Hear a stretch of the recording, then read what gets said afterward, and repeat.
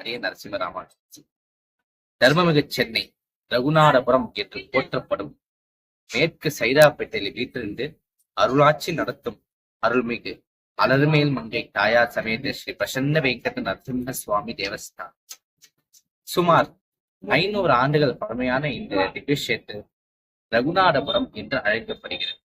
இங்கு ராமர் கோயிலே பிரதானமாக முன்பு இருந்ததால் ரகுநாதபுரம் என்று அழைக்கப்படும்.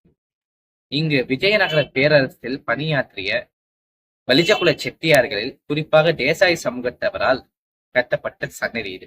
ராமர் கோயிலிருந்து இங்கு ரகுநாதபுரம் என்று இருந்த இந்த சன்னதியில் தாயார் எழுந்தருளிய காரணத்தால் இங்கு ஸ்ரீனிவாச பெருமாளை எழுந்தருளச் செய்தனர்.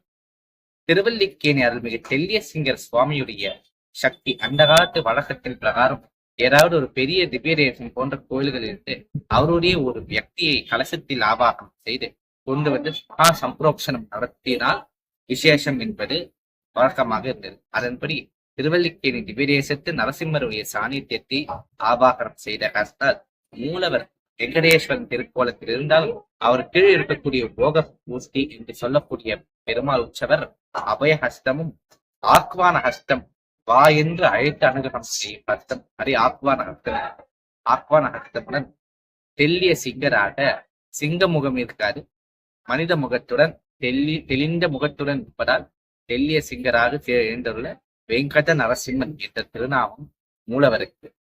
ஸ்ரீ அலர்மேல் மங்கை தாயார் மிகவும் விசேஷமானவர்.